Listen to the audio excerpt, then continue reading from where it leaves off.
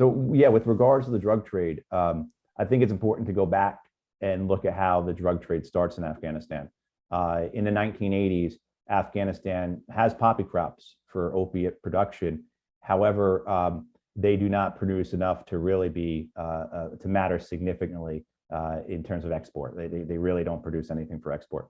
The CIA and the Pakistani ISI bring the drug into Afghanistan to help fund the Mujahideen.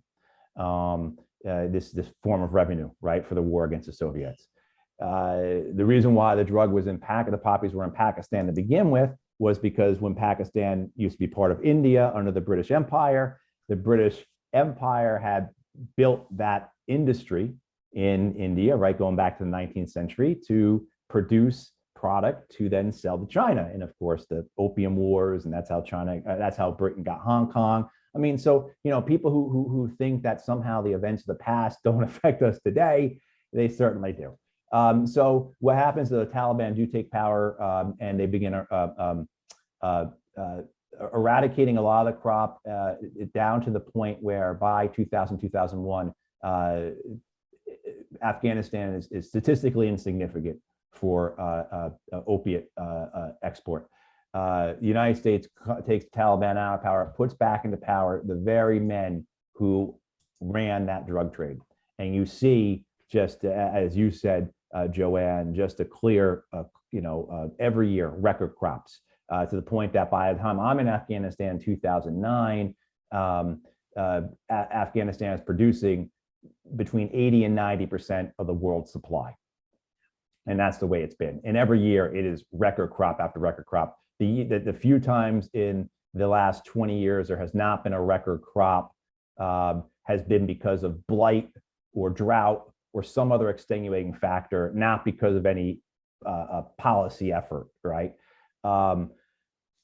So, at the same time too, you have a worldwide opioid crisis. I mean, you have not just here in the United States, but throughout Europe as well as in other countries.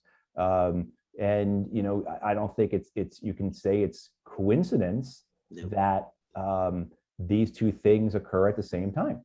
And your point is a very good one about we know that how international banking is involved in these trades. I mean, you could also do. I mean, I never got to any of the border crossings when I was in Afghanistan, but this occurred up until recently at the border crossings, because in order to process the poppy into heroin or some other form of narcotic, it requires chemicals and other things. And you could be at both the Iranian and the Pakistani border crossing, tanker trucks full of these necessary chemicals, right? I mean, so it wasn't just a